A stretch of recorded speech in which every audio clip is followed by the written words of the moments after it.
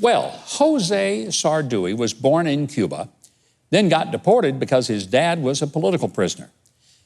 Amazingly, he became a U.S. Air Force officer, served in enduring freedom and Iraqi freedom, and says that he got shot at in 2 different countries. So naturally, he became a comedian. Why not, huh? Would you please welcome the very funny Jose Sarduy. All right. Thank you, Governor. Thank you. Oh, man.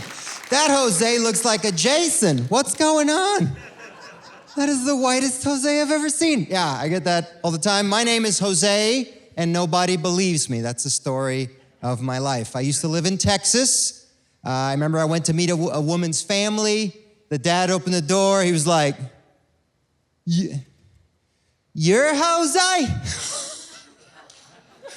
Woo, we thought you was gonna be like a real Jose. And I was like, what? What did he think was coming to the door? Like some dude with maracas? Like, I'm here to date your daughter. Okay. And I just limbo across the door.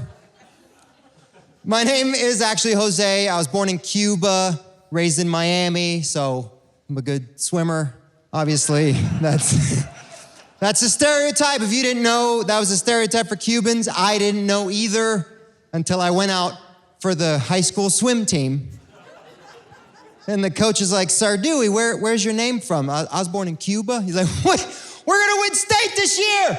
We got a Cuban kid now. You're a captain. Do you have cousins?" I was like, "Obviously, I have cousins. I'm Cuban." And I don't know if all Cubans are good swimmers, but if there had been Cubans on the Titanic, everybody would have survived. And that would have been a way better movie. Can you imagine people running around? There's no more lifeboats to Cuban guys. We don't need no lifeboats. You take this piano, you put it in the water, you can put 16 people on that thing. I do have a wonderful Cuban family, and I became a comedian because they are crazy. Do you have a crazy family? Clap it up if you got a crazy family. Okay. Be proud. People, you always have an excuse if you have to have a drink. You're like, "Why are you drinking?" "My mom." But I love my family. My mom is a hero of mine, and she's great. She has this accent that people really enjoy. Like she called me up the other day. She's like, "When you come to visit the house, you can use your computer all over the house. We have high five all over the house." I was like, "It's great. I high five the entire house. It's great." As the governor said, I am an Air Force veteran. I'm actually a lieutenant colonel in the United States Air Force Reserves. Thank you. Yeah, I still do that. Still do that part-time. People are like, "You look too young to be lieutenant colonel." And I was like, "You should have seen when I was a 23-year-old lieutenant flying cargo planes. I looked 14, which wasn't good for passengers." I had a World War II veteran get on my plane. "What do you do on the plane, little boy?" He's like, "I'm your pilot, sir." He's like, "We're taking a train in.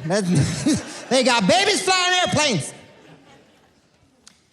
In my 25 years in the Air Force, I have discovered that we are not considered the tough branch. And I think it's because we don't have a cheer, right? The Army's like, "Hooah!" Marines like, "Oorah!" Air Force is like, "4!" Like, we don't have a good cheer. And I have been in combat, but I flew a cargo plane. So it's a little different when you don't have a gun on your plane. Because if you have a gun on your plane and they shoot you, you go, "Oh, no, you didn't." And then you go shoot back. But if you don't have a gun, when they shoot, you're just like, "They are shooting!" That's your reaction on the inside, because you got to be cool on the outside. And flying cargo planes, I had some wonderful experiences and some weird ones. Like one time they told me I was supposed to carry 600 pounds of cages full of live chickens. And I'm glad it didn't happen, because a bunch of chickens in an enclosed space. I was born in Cuba. I'd have been in the back of the plane. "Ladies and gentlemen, welcome to the main event."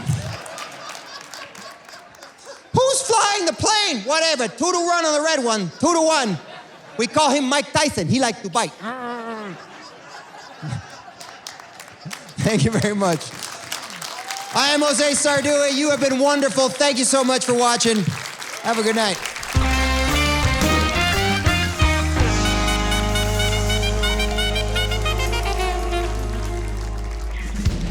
You are the funniest Air Force colonel I've ever known in my life. Most Air Force colonels will be like, I'm just as funny as he is. No, seriously, Air Force Academy grad. It's not just that you're in the Air Force. You're being a little modest. Oh, well. It's hard to get in. It's even harder to stay in and graduate and then become a pilot. Or standards are dropping. I mean, that's... No, I don't think that's the case. I mean, but seriously, it is an incredible thing to have achieved what you did. And then I'm scratching my head. How do you go from flying Air Force planes, Air Force Academy grad, now you're doing stand-up comedy, for heaven's sakes? Well, I wanted to be an astronaut, and then I found out that is hard. So I trained my whole life to be an astronaut, and then when I got to the place where I needed to be competitive, I wasn't anymore, because it's a very competitive program. And so I was a little lost, and then I found stand-up. And it was actually very much like the military. When people don't laugh... Whoa. Yeah. What? Yeah, when people don't laugh, it's like your drill sergeant going, your shirt is untucked, tuck it, and, you know, shine your boots and all that. When the audience doesn't laugh, that's like, you need to rewrite that. Go back and you need to, that's terrible. That's terrible. Right. Were you a natural comedian? Were you a cut-up when you were a kid? I was not funny. Really? Yeah, I was an inside joke teller. Like, if you and I had a funny experience, right, and I told that story to them, we would laugh. Okay. And they would be like, well, they seem to be having fun with each other. I wish we could join in on the fun. So, yeah. And then something happened. Something clicked when I learned how to tell a joke to strangers. And that was that at the academy? Was that when that really started? No, I was like 26 years old. I was at a bar meeting like a girlfriend's friends. And they wanted to learn about me. And so I told stories about me. And I had them laughing. One guy fell out of his chair. This one lady squirted beer out of her nose. And I was like, I got something. Something's happening. Yeah, something was happening at that point. Right. But even when they were sober, were they still laughing? I mean, that's really the test of your that took a long comedic time. skills, you know? That took a long time, but I finally did get it. I was in New York City. I was doing this club. This is a bar called The Underground. It was an open mic. Yeah. And I had not gotten a big laugh yet. I gotten chuckles. And I was doing jokes, and this is where people went to jokes to die. And so I'm dying. I'm not doing anything. And as a reflex, right, I look down, and you don't think that's funny? Well, I'm Cuban. You can't drown me. And then this laughter hit me, and I was like, what did I say? What did I say? And from there, I started just telling jokes that way. So that's awesome.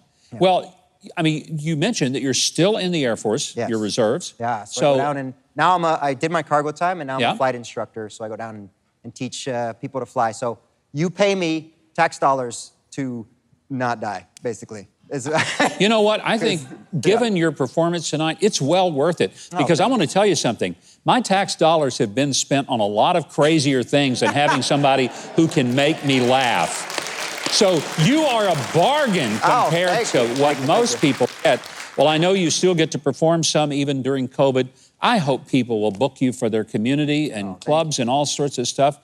Great to have you here. Come back. You are hilarious. Thank you, Governor. Hey, you can find Jose's tour dates, his contact info, and a whole lot more at josesarduy.com. You probably want to write it down because it doesn't sound like it looks. Jose Sarduy, it's on your screen. And then you can follow him on social media. And for comedy with both attitude and altitude, remember he's a pilot, check out his hilarious web series at flying-funny.com.